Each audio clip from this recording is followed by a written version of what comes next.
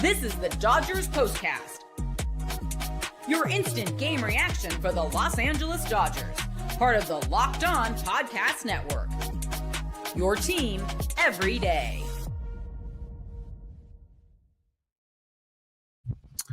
What is up? Hello and welcome to the Locked On Dodgers Postcast on the Locked On Dodgers YouTube channel, the place to hang out when every game is done. Well, the Dodgers squeaked one out there in Colorado. I put up 8-7 on the notes. Sorry, it's 9-7 the final. I am Pete Fox, covering sports in LA, dating back to 2007 for ESPN LA and NBC Sports Radio. And generally speaking, when I did that, I got the score right. Tonight, I did not. I apologize. But 9-7 the final. Tonight's episode of the Locked On Dodgers Postcast is brought to you by Monarch Money.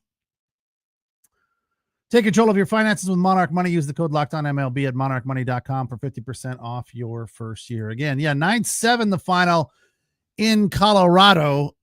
Pitching looked pretty good considering it's Colorado, and Robleski continues to be a very successful pitcher for the Dodgers and come out and get the job done. Got the win tonight. He's now 3-2, 5 innings. He gave up 2 earned on 5 hits while striking out 7 and only walking 2, which is a very, very nice performance in Colorado. Let's be honest, though. Let's call it what it is. The Dodgers were lucky to win this game. This is what you'll be talking about. The Dodgers ultimately, I think, did not deserve this game. A win is a win is a win. And one of the guys I used to work with, there is no deserving, right? You win the game or you don't. Whoever comes out with the top score at the end of the time or the innings or whatever, that team is the team that deserves to win. But the Dodgers, let's say, were gifted this one by the defense from the Rockies in that 4th inning when the Dodgers put up 6, right? Tolia, who had prior to that knocked in the only 2 runs for the Rockies, had 2 errors and a bad play at the plate where he made a bad throw. It wasn't ruled an error, but you could say it allowed the Dodgers to score as Will Smith came home on a fielder's choice. So Tolia both earned his money tonight and gave it up because he was not good defensively for the Rockies tonight. And by all accounts, he is a good defender.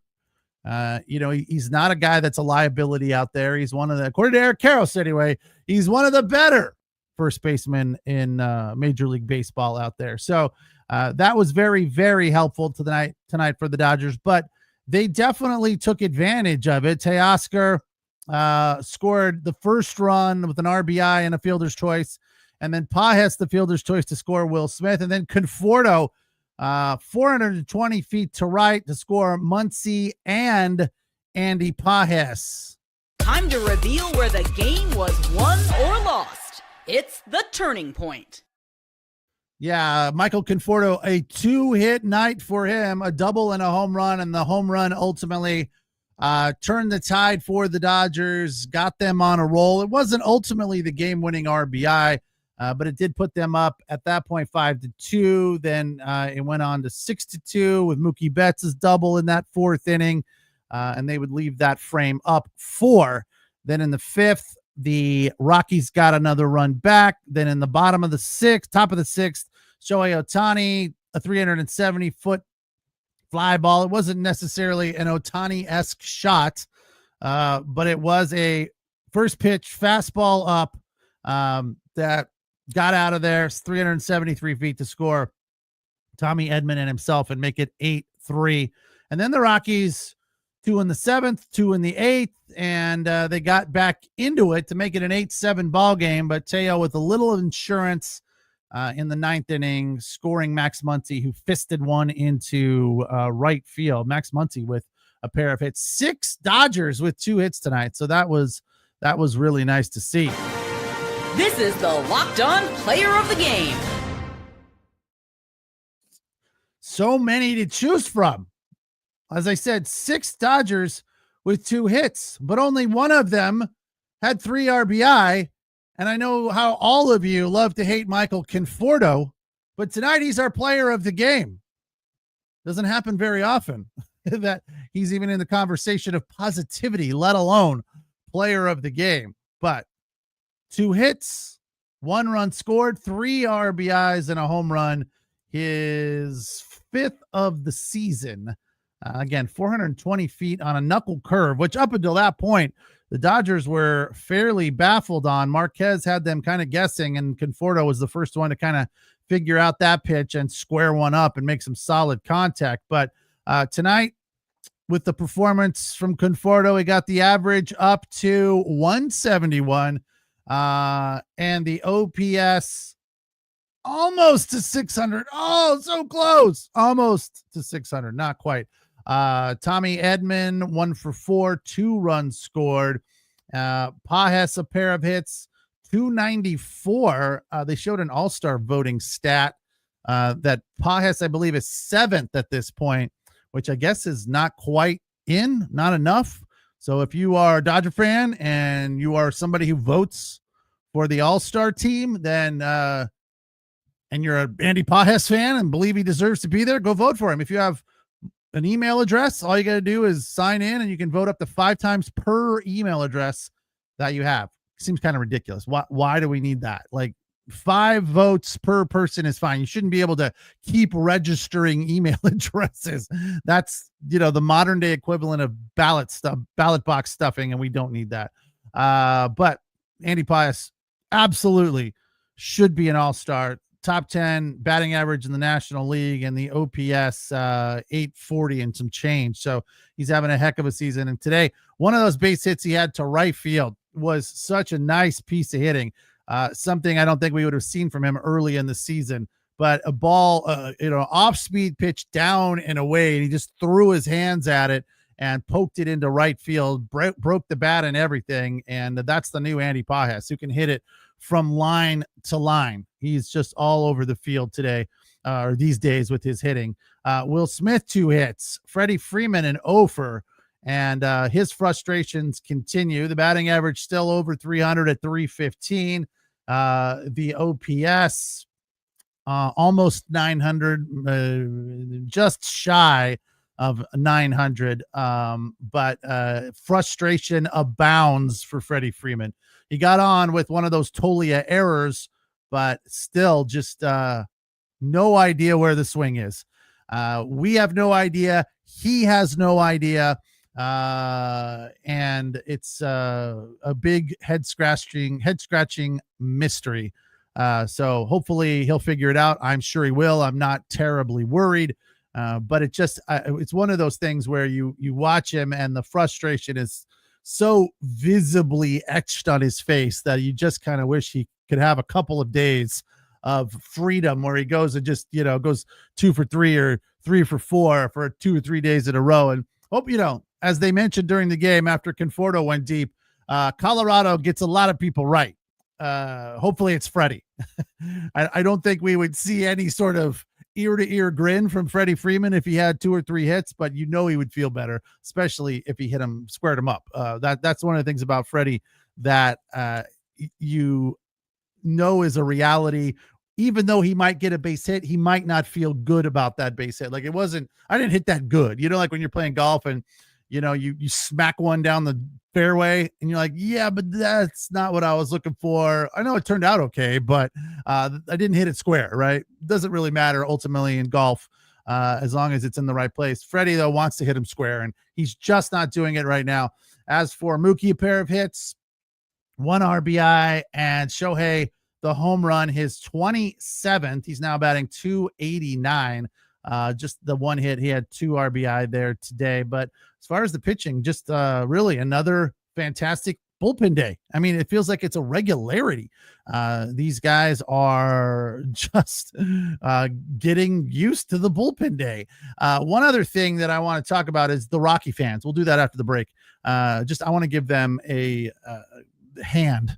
An attaboy, if you will. It's the Locked On Dodgers postcast on the Locked On Dodgers YouTube channel. We appreciate you allowing us to be your source for your team every day. 9-7 the final today. Dodgers win it in Colorado. to kick off this 3-game set at Coors Field. Tonight's episode of the Locked On Dodgers postcast is brought to you by Rougiette. Guys, you've probably heard of Viagra or Cialis. Maybe you've even tried them. But if you're looking for something beyond the usual pill, it's time to meet Rougiette or Rougiette Ready. Rougiette Ready is a next-gen prescription treatment designed to amplify arousal in the brain and boost blood flow. Boost blood flow. That's a tongue twister. Unlike the usual pills that can take hours, Rougiette 3-in-1 formula dissolves under the tongue and kicks in fast, an average of 15 minutes before it is up to full steam and taking full effect. And it can last up to 36 hours, so you can stay confident and in control when the moment is right. Head to rougiette.com/LockedOnMLB and use the code LockedOnMLB to get 15% off Rougiette today. That's rougiette.com/LockedOnMLB. Here's how you spell Rougiette, RUGIET. Use the promo code LockedOnMLB for 15% off your purchase. Tonight's episode also brought to you by Monarch Money. You ever look at your bank account and wonder, where did all your money go? Ever wish managing your money felt easier? With Monarch Money, it can. Whether you're growing your savings or planning on a big purchase, Monarch Money puts you in the driver's seat, like having your own personal CFO, giving you full visibility and control over your finances. Monarch Money is more than just a budgeting app. It's a complete financial command center. You can track all of your accounts. This, to me, is the coolest part of Monarch Money. You can have your bank account in there. You can have your savings account and your investments, money coming in, money going out, and it'll add it all up for you and give you a balance and total and give you percentages of what's going out, where, and how much. And you can kind of control it that way. And it keeps all your spending tracked in one place. So in addition to managing your money, you can also build your wealth. Take control of your finances with Monarch Money. Use the code LockedOnMLB at monarchmoney.com for 50% off your first year. That's monarchmoney.com. Code LockedOnMLB for half off your first year. monarchmoney.com.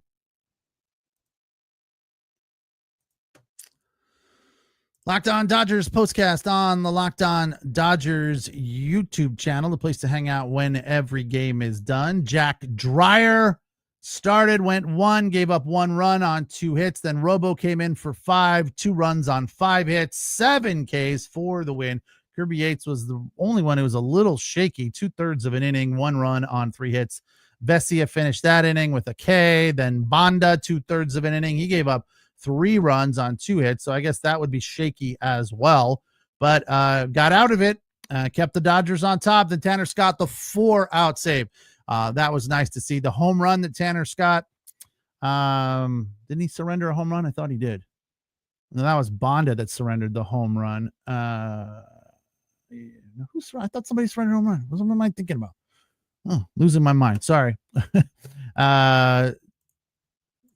The 8th inning, the double, it was a double. That's right. Not a home run for Beck. Scored Goodman and Freeman there to make it a 1-run ball game in the 8th. That came off of Tanner Scott, but it was charged to Bonda. It was just a fastball a little too high up in the zone, like kind of right down Main Street. It wasn't a great pitch. It's been working well for Tanner Scott of late. That pitch in that zone right there, it has been frustrating, but it's always been just like lately anyway, it's been a little bit higher and a little bit out. That one was top of the zone, right down Main Street. So it gave him a little too much of a pitch to hit at that point in time. But ultimately, the 9th inning slammed the door. He had a total of 11 pitches. So a fantastic save for him, his 16th of the season. As far as the Rocky fans, we need to give them a little bit of credit. I know a lot of the fans there tonight were Dodger fans because you could hear them chanting for Teo during the game. But looking around the stadium, and I know in the past when we've talked to Anilo and done these postcast as crosstalks, crossovers that we don't do anymore, but we used to. I would always say, I can't believe the amount of fans that show up for that baseball team who has a grand total of 18 wins and only 8 at Coors Field. But you have to give credit to Colorado fans that they just support their team. I know they fired Bud Black as their manager, and they have a new manager, and they've been doing better of late. They are a scrappy bunch. You have to give them credit for that. So there is something for the fans to watch. They haven't rolled over yet, but they are number 13 in all of baseball in attendance. They average 29,000 fans a game for a team with 8 wins at their home field. That is remarkable. 13th in the league. Tonight, 36,000. A big total, a big chunk had to be Dodger fans. Again, I heard them chanting for Teo. Denver's a cool city. There's plenty to do in the state of Colorado, not far from Denver. But that's just remarkable. And they should be commended for that, because it's got to be rough. It's got to be a slog, right? Going to those games night after night, and you more than likely know your team's not going to win.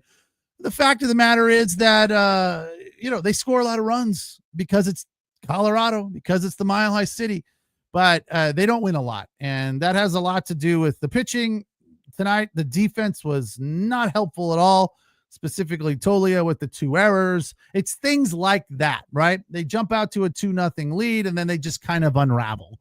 Not like a 2-0 lead is unbeatable, but it is part of why they have 18 wins and 8 at home, because they haven't they're not very sound across the board. As I said, though, they are scrappy. They fight. They don't go away quietly. And with a new young manager, who knows if he's going to stay around, if they'll offer him the job after this season is over. It's hard to say, but the fact is that this team is definitely playing hard at a time when they really don't have to, with an interim manager and the worst record in baseball. They have no reason to be good, right? The worse they are, the better draft picks they get. So you have to give them credit, and more importantly, you have to give the fans credit for showing up to support them through this. And I'm always blown away by the support they get there in Denver. So kudos to you, Rocky fans. 9-7 the final tonight. Dodgers win. They're now 49-31. Back at it tomorrow. 6:40. Actually, an hour early tomorrow. 5:40 in Denver there against the Rockies at Coors Field. Yoshinobu Yamamoto will take on Chase Dollander. Yamamoto 6-6 with a 2.76 ERA. Dollander 2-7 with a 6.19 ERA. So more than likely, fair amount of runs will be scored, but it's hard to say, right? Yamamoto, second worst in Major League, or second worst in the National League when it comes to run support. Dodgers usually give him 2 to 3 runs a game. So hopefully tomorrow that changes. Again, first pitch, 5:40, and we'll be here to break it down for you on the Locked On Dodgers postcast on the Locked On Dodgers YouTube channel. Thanks for watching. Thanks for listening. Appreciate the comments. As always, we'll talk to you tomorrow. Take care. Have a good night.